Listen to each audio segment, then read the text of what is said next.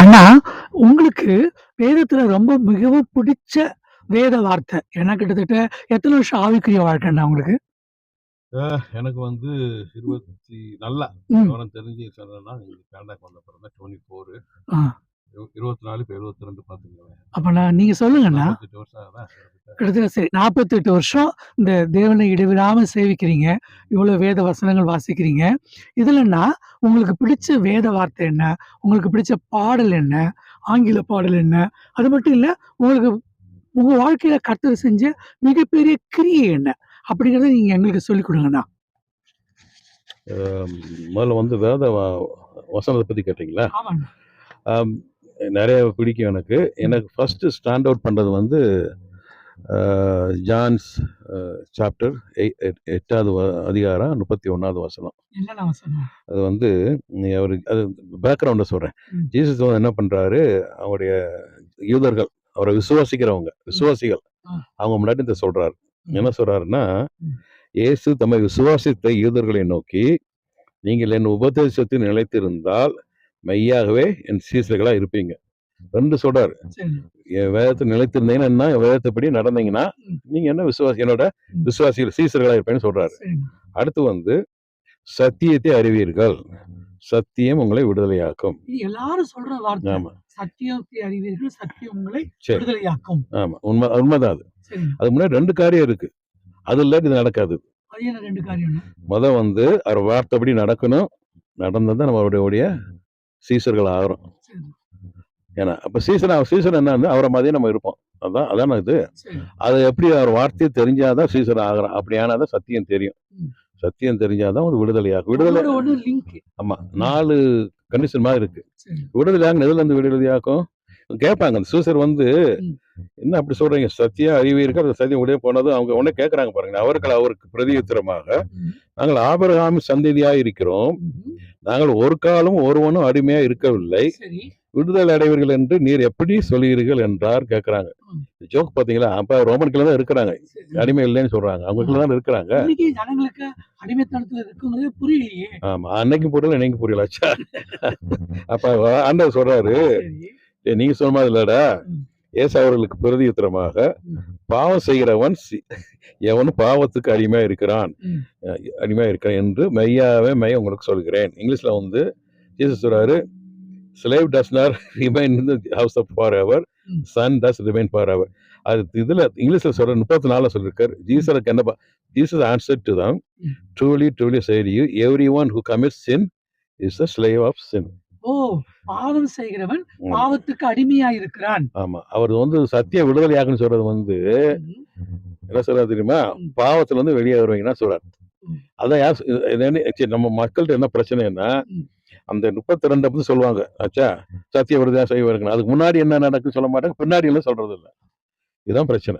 இல்லை, எனக்கு என்னன்னா, பெரிய பெரிய ஊழியக்காரங்க கூட ப்ரே பண்ணும்போது சத்திய விடுதலையாக்கு சொல்லுவாங்க. அதுக்கு ஒரு லிங்க் இருக்குன்னு சொல்றது இல்லை. ஆனா இதுதான் உங்களுக்கு வேதம் ரொம்ப பிடிச்ச ஒரு வேதம். ஆமா, ஏன் தெரியுமா? கூட பிடிக்கும்னு சொன்னீங்களா? இல்ல, அது மேத்யூ 31 இருக்கு இல்லையா, 26வது அதிகாரம் 31 வந்து ஆண்டவர் சொல்லுவார் இல்லையா, அந்த கவலையை பத்தி பேசுவார். இன்னைக்கு நிறைய பேர் பிரச்சனை வந்து கவலையில இருந்து, ஸ்ட்ரெஸ்ல இருந்து, இப்ப பார்த்தா ஒரி பண்ணுவாங்க. அது நல்ல ஒரு அவர் சொல்லுவார், நீங்க வந்து என்ன சொல்றாரு, முதல்ல என்னை பலவர நீதியை தேடுங்க, எல்லாம் கொடுக்க போகணும். நீதியை தேடுங்க. Seek his kingdom righteousness, everything will be added unto you. அப்ப அதுல வந்து முக்கியமான கீ வந்து everything will added unto you what you need, not what you want. உங்களுக்கு என்ன தேவையில சந்திப்பேன்னு போட்டிருக்கு. ஆச்சா, ஆசைகளை கிடையாது. நீங்க தப்பா ஆசைப்படலாம், ஆச்சா, அதெல்லாம் கொடுக்க மாட்டாரு. ஏன்னா அவர் தெரியும். இப்ப சிலர் சொல்லலாம், என்னங்க சிலர் பார்த்தா நல்லா வசதியா பெரிய வீடு வச்சிருக்கேன், எனக்கு சின்ன வீடு. அவங்களுக்கு ஏத்த மாதிரி ஆண்டவர் கொடுப்பாரு.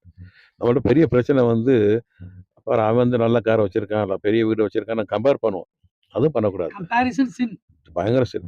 கண்டென்ட்மெண்ட், உனக்கு என்ன கொடுத்துருக்காரோ, சின்ன வீடு கொடுத்துருக்கா, பெரிய உனக்கு 3 ஒரு ஆளுக்கு என்ன, ஃபுட், க்ளோத்ஸ், ஷெல்டர், அது 3 தான் எல்லாருக்கும் தேவை. அதுவும் அவர் கட்டாயம் கொடுத்துருவார். சிலருக்கு வந்து பெரிய வீடா இருக்கலாம், சின்ன வீடா இருக்கலாம், காரா இருக்கலாம், நீ பைக்ல போலாம், கார்ல போலாம். உனக்கு அது கொடுத்து, நீ என்ன கொடுத்து அது சந்தோஷமா கண்டென்டா இரு. கேளு, ஆண்டவரே எனக்கு ஒரு வேலை ஆயிரம், ஒரு கார் தேவைப்படுது. இந்த நாட்டில் கார் வந்து லக்ஸுரி கிடையாது, கனடால நெசசிட்டி. இந்த நாட்டில், இந்தியாவில் அப்படி கிடையாது. காருங்க நம்ம ஊர்ல வந்து ஓட்டுறதுக்கு ரோடும் ஒழுங்கா கிடையாது. ஸோ அது லக்ஸரி நம்ம ஊர்ல ஆச்சே. இங்க அப்படி கிடையாது. நம்ம இங்க வேணா சொல்லுவாங்க பென்ஸ் கார் வேணும், அந்த கார் வேணும்னு கேட்கலாம். ஆனா வந்து நீ செஞ்சா உனக்கு எனக்கு என்ன இந்த பெரிய காரை ஒன்று எக்கச்சக்கமா லோனை வாங்கி போட்டு கட்டிட்டு கழுத்தோட நெக்கில் லோனை போட்டு வாங்கிட்டு எல்லாம் நான் பெரிய கார் வச்சு பந்தா பண்ணிட்டு இருப்பாங்க. அது மூச்சே விட முடியாது ஆமா. இடத்துல. வந்தா இதுக்கு தேவை. எதுக்கெல்லாம் நம்மளால வந்து கார்ல போவான், அதை பார்த்தா அவ்வளோ உழைச்சிருப்பான். கார் வாங்க, I'm not against, நல்ல கார் வாங்கு, உழைச்சி வாங்கு, உனக்கு முடிஞ்ச அளவுக்கு வாங்கு. எக்கச்சக்கமா லோனை போட்டு அடுத்தவங்களை இம்ப்ரெஸ் பண்றதுக்கா பெரிய வீடு பெரிய காரு அந்த மாதிரி பண்றது வந்து என்ன தெரியுமா, எந்த டே நைட் இருப்பாங்க நிம்மதியா இருக்காது உங்களுக்கு. இந்த பணத்தை எப்படி கட்டி இந்த லோன் நம்மளோட இஎம்ஐ என்ன சொல்றீங்க, நம்ம ஆமா. அதை எப்படி கட்டி தேவையாது அது. ஸோ அந்த மாதிரி இந்த மாதிரி நிறைய ஆனா இந்த வேத வார்த்தை உங்களை 50 வருஷம் நல்லா கர்த்தருக்குள்ள சாட்சியாகவும் மகிமையாகவும் நடத்துச்சு. ம். ரொம்ப சந்தோஷம். ஆனா நீங்க இயற்கையாவே பாடக்கூடிய நல்ல குரல் வளமும் இருக்குல்லண்ணா. உங்களுக்கு பிடிச்ச தமிழ் பாட்டு எதுன்னா?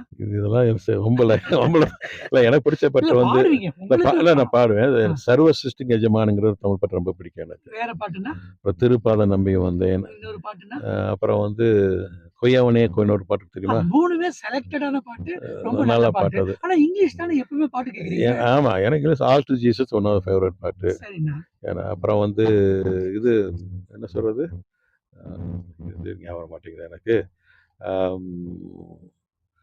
ஐ சரண்டர், அதான் ஆல் டு ஜீசஸ். இன்னொன்று வந்து டைட்டில் எனக்கு ஞாபகம் மாட்டேங்குது. நான் நிறைய இங்கிலீஷ் பாட்டு கேட்பேன். எஸ், எனக்கு தெரியும்ண்ணா நீங்க நிறைய இங்கிலீஷ் பாடல் ரெண்டும் கேட்டிருக்கீங்க. கேட்பேன். நான் தமிழ் ஏன்னா இது கேட்பீங்க. கேட்பேன், ரெண்டும் கேட்பேன் ம். நான். ஓகே. ஆனா உங்க வாழ்க்கையில கர்த்தர் செஞ்ச மிகப்பெரிய கிரிகைகளை சொல்லுங்கண்ணா. முதல்ல நான் ரட்சிப்பில் கொண்டாந்தார் இல்லையா, ஆமென். அது பெரிய கருவு எனக்கு. ஏன்னா நான் ஓ, இந்தியாவில் இருக்கும்போது வந்து 20 வயசுல இருக்கும்போது. 23 தான் இங்கே ஒய்ஃப் மேரி பண்ணி 24 இங்கே வந்தேன். சரி. அங்கே இந்தியாவில் இருக்கும்போது இந்த பந்தா பாடின்னு சொல்லுவாங்க இல்லையா, ஆமாண்ணா. ஐயோ அம்மா அப்பா நல்லா. டக் லைஃப்ம்பாங்க. ஆமாம் ஆமாம். இப்ப எல்லாம் டஃப் லைஃப். ரெண்டாவது எனக்கு அந்த அந்த ஸ்ட்ரென்த் நிறைய இருந்துச்சு. அதாவது அந்த கராத்தே படித்து அந்த காலத்தில் வந்து அது பெரிய ஃபேமஸ் அது. சரி. அந்த மாதிரிலாம் அது வேறு இருந்துச்சு. அது சரி. அமெரிக்கன் காலேஜ் யூனியன் செக்ரட்டரியாக இருந்தேன். அப்போ ரொம்ப செல்வா அமெரிக்கன் காலேஜ். நம்ம மதுரையில். மதுரையில. அப்போ எல்லாரும் ரிச் ஃப்ரெண்ட்ஸ்லாம் இப்போ நிறையா அலைவானுங்க. சரி. காரு வேணா காரு, பைக் வேணா காரு. அந்த அவங்களுடைய நிறைய பேர் இந்த இது வச்சுருப்பாங்க. நம்ம ஊரில் அந்த ஹாஜி முசாஞ்சூர் பெரிய பெரிய கடைகள்லாம் இருக்கும் இல்லையா, துணி ஆமா, கடையெல்லாம். ஆமா. அங்கே போனால் ஃப்ரீயாக கொடுப்பாங்க எல்லாமே. சரி. அவங்களுக்கு நான் ஃபேவர் செய்வேன். பட் எனிவே, ஸோ அந்த மாதிரி ஒரு நல்ல இதெல்லாம் இருந்துட்டு கனடாக்கு வரும்போது நான் நினச்சது சொன்னேன்ல, ரட்சிக்கு எப்படி வந்தேன்ட்டு. ஆமா. நான் நினச்சது எதுவுமே நடக்கலை.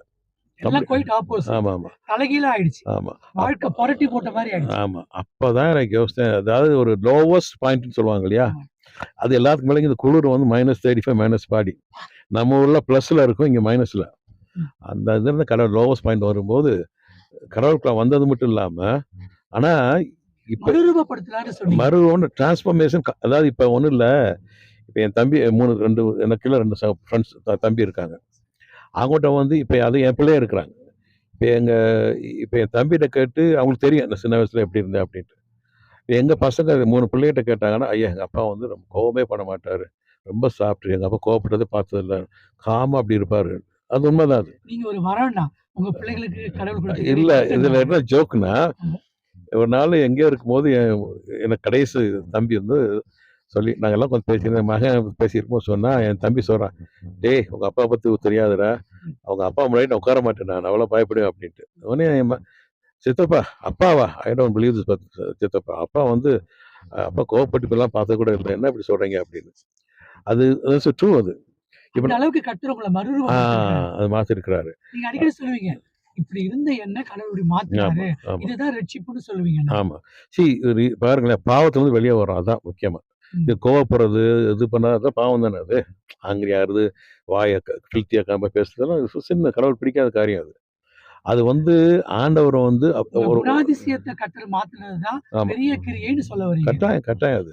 ஏன்னா பாருங்களேன், இப்ப அப்படி இருக்கும்போது நமக்கு ஒரு சாட்சியம், நம்ம பிள்ளைய சொல்றாங்க, எங்க அப்பா நான் இப்படி பண்ணி கோவப்பட மாட்டாரு, எல்லார்ட்டையும் கைண்டா இருப்பாரு. ஜீசஸ் அப்படித்தானே இருந்தாரு. ஜீசஸ் இமிட்டேட் நம்ம ஜாபே வந்து கிரைஸ்ட் நம்ம இமிட்டேட் பண்ணணும். அவருக்கு நம்ம சாட்சியா இருக்கணும். அதான் நம்ம லைஃபே இது. ரொம்ப சந்தோஷம்ண்ணா. உங்களுடைய தனிப்பட்ட இந்த அனுபவத்தை எங்களோட பகிர்ந்து கொள்ளும்போது இன்னும் எங்களுக்கு அதிகமானது பலனா இருக்குது.